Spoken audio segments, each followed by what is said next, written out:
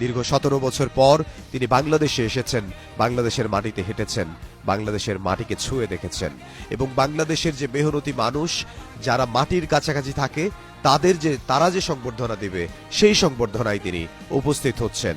আমরা দেখতে পাচ্ছি তার গাড়িবহরটি ৩৬ জুলাই এক্সপ্রেসওয়ের দিকে যাচ্ছে তার গাড়িবহরটি এবং দুপাশে হাজার হাজার নেতাকর্মী তারা তাকে অভিবাদন জানাচ্ছেন, তারা তাকে স্বাগত জানাচ্ছেন বাংলাদেশের মাটিতে। 17 বছরের যে আক্ষেপ, 17 বছর ধরে যে দেশের বাইরে থাকা, 17 বছর ধরে যে বাংলাদেশে না আসতে পারা, 17 বছর ধরে যে বাংলাদেশের মাটিতে পা রাখতে না পারা, এই আক্ষেপ তিনি ঘুচিয়ে নিলেন। এই আক্ষেপ ঘোচানোর জন্য তিনি বেছে নিলেন 25শে ডিসেম্বর, যেটি খ্রিস্টান ধর্মাবলম্বীদের বড়দিন। এমন একটি দিনে তিনি দেশের মাটিতে এসে পৌঁছলেন। দেশের মাটিতে এসে পৌঁছে তিনি কি করলেন? তিনি নেতাকর্মী, তৃণমূলের যে নেতাকর্মী তাদের কাছে তিনি ছুটে গেলেন। তাদের কাছে ছুটে যেয়ে তারা যে সংবর্ধনা দিবে তিনি আগে সেই সংবর্ধনা নেবেন।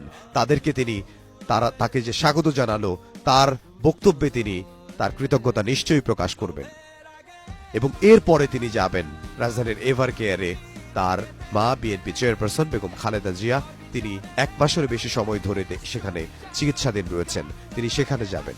সবার আগে বাংলাদেশের মাটি ও মানুষের জন্য তিনি রাজনীতি করেন এবং বাংলাদেশের মাটি ও মানুষের রাজনীতি করেন দেখেই, বাংলাদেশি জাতীয়তাবাদী রাজনীতি করেন দেখেই লাখ লাখ মানুষ আজকে তাকে স্বাগত জানাতে এসেছেন বিমানবন্দরের দুপাশে এবং বিমানবন্দর থেকে ৩৬ জুলাই এক্সপ্রেসওয়ে পর্যন্ত যে দীর্ঘ জায়গা, এই দীর্ঘ জায়গা জুড়ে রাস্তার দুপাশে দাঁড়িয়ে তারা তাকে স্বাগত জানাচ্ছেন। বাংলাদেশের জাতীয় পতাকা হাতে, দলীয় পতাকা হাতে এবং বিভিন্ন ব্যানার এবং ফেস্টুন হাতে তিনি আসলে দলের স্থায়ী কমিটির সদস্যদের সঙ্গে তিনি বাসে করে সেই সংবর্ধনা স্থল যেটা জুলাই ৩৬ এক্সপ্রেসওয়ে, সেখানে তিনি যাচ্ছেন।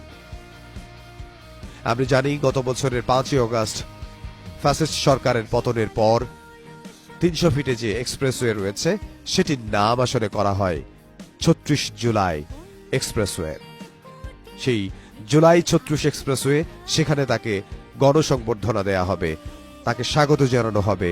তাকে এক নজর দেখার জন্য লাখ লাখ জনতা গতকাল রাত থেকে অপেক্ষা করছেন শুধুমাত্র এক নজর বিএনপির ভারপ্রাপ্ত চেয়ারম্যান জনাব তারেক রহমান তাকে দেখার জন্য।